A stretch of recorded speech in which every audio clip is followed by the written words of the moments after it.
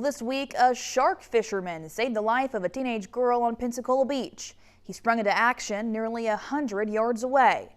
He used his fishing drone to drop a flotation device into the water. One witness described it as a true act of humanity.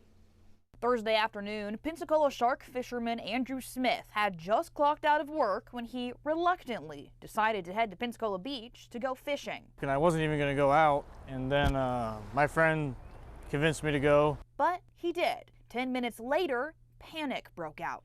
I was sitting there, and this girl came running asking if anybody could swim, and I said, no, I absolutely cannot swim. And she was running and screaming, and nobody could swim. So, and her friend was getting sucked more and more out, and I looked down at the drone, and I was like, well, the drone can swim, I can't. That's when Smith sprung into action. I ran up and grabbed one of them and ran back down to the drone, and I flew it out, and it was a terrible miss. I released it too early. It was really windy.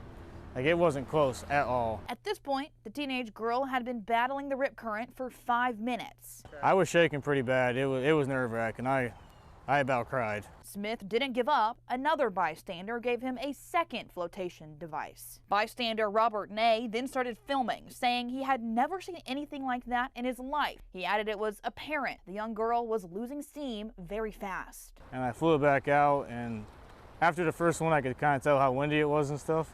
So then I lowered it down, and he had to kind of go slower and slower down to her because that was it. That was the last opportunity we were going to have. In his second drop, the mission was successful. I lowered it until you could see her hands grab it, and then I lowered it a little more and I released it, and then she climbed on and started like floating. It took another 5 minutes after Smith dropped the device for first responders to make it on scene. If it wasn't for that second drop, she wouldn't have made it. The EMS said she wouldn't have made it, the cops and the lifeguards. The girl was checked out by a medical team and sent home with a clean bill of health. It happened around 7 p.m. just before Fort Pickens in the 21C section of Pensacola Beach. Lifeguards are not set to patrol the beach until after Memorial Day. Smith said if the group of girls were further down the beach into Fort Pickens, he wouldn't have been able to rescue her. Fort Pickens is a no-fly zone for drones, and Smith medically cannot swim. Most people, when they shark fish, they kayak baits out, and I have a seizure disorder. It's not safe for me to kayak at all. I had 2 on Tuesday.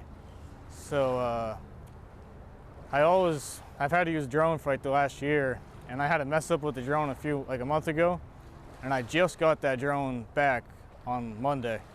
So I just got the drone. Ney calls Smith a true hero. The teenager's father said he is much more. He talked to me for like 5 minutes, called me his guardian angel and thanking me and stuff. It was pretty crazy. Smith would like to remind people to pay attention to the flag system. Thursday, there was a single red flag flying. He says he sees dozens of water rescues every weekend.